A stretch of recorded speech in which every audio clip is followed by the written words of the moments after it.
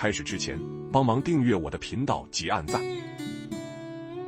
1. 西班牙的午后休息时间，当西班牙的阳光洒落在阿尔拜农舍巴小镇上，整个村落都沉浸在午后的宁静中。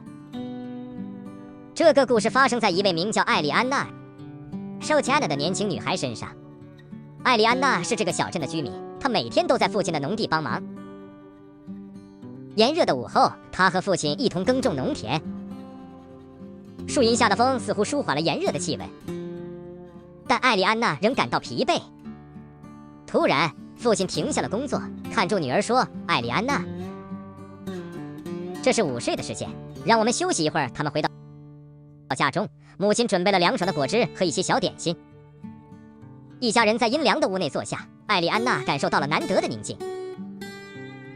父亲说起了他年轻时的故事，描述了他对这片土地的热爱和他的梦想。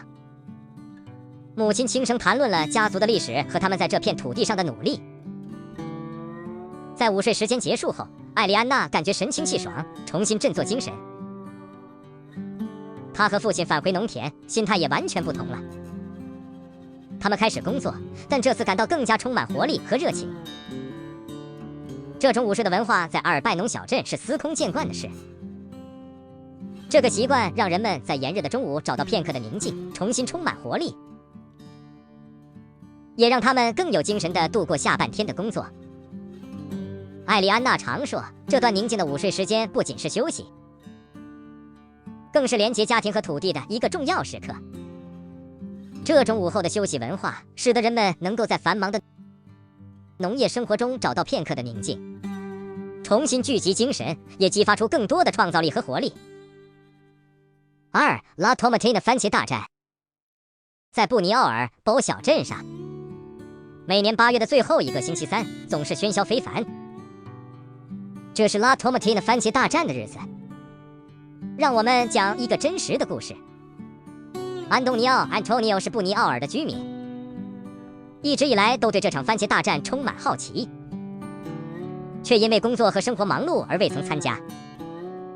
直到某年的拉托马蒂前夕，他下定决心参与这场被世界瞩目的盛事。当天清晨，布尼奥尔的街道上人山人海，来自世界各地的游客和居民都聚集在这里。安东尼奥感受到的是激动和期待，他看住街道上堆满成千上万的成熟番茄。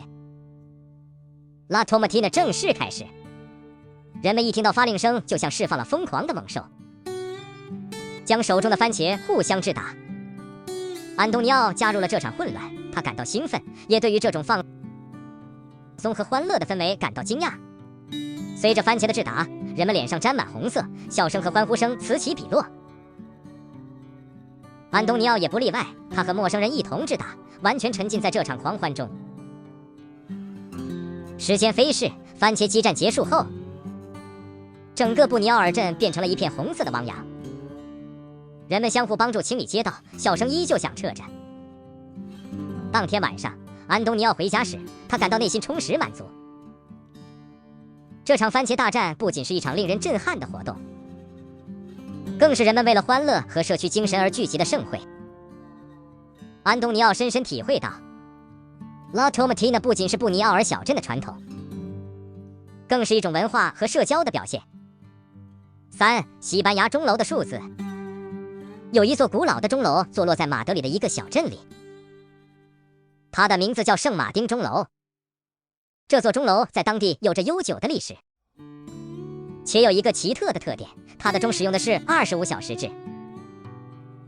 故事源于数个世纪前，在这个小镇上，人们生活遵循着太阳的运行。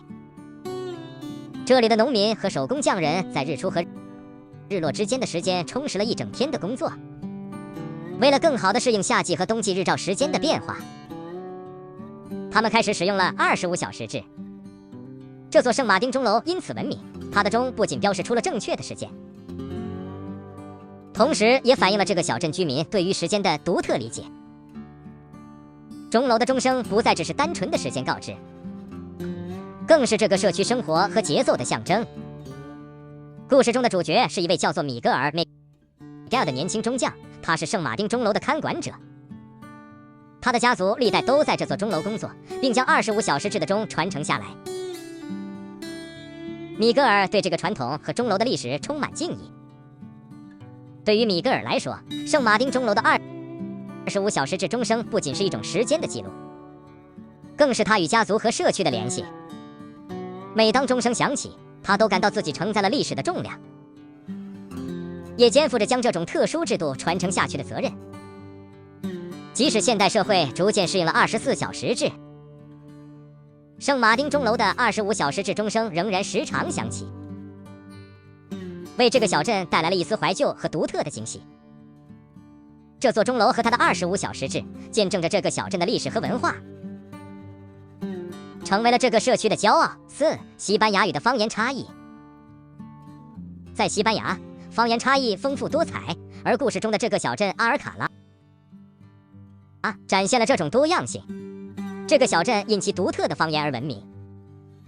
故事的主角是一位叫卡门 Carmen 的年轻女孩。卡门在西班牙北部的一个小镇长大，她的父母是阿尔卡拉的居民，而卡门的祖父母则来自西班牙南部的安达卢西亚 Andalusia。 这个家庭背景让卡门在童年时就听到2种完全不同的西班牙语言。当卡门年幼时，他常常感到困惑，因为家里人用的西班牙语言不尽相同。父母说的西班牙语带有北部小镇的方言，而祖父母则使用安达卢西亚的独特口音和词汇，这让卡门在语言使用上感到些许的挫折。长大后，卡门逐渐理解这种方言差异所代表的文化多样性。他发现这2种方言反映了不同地区的历史和文化特色。父母的方言与当地的传统和生活方式密切相关，而祖父母的方言则承载了南部地区的历史和文化。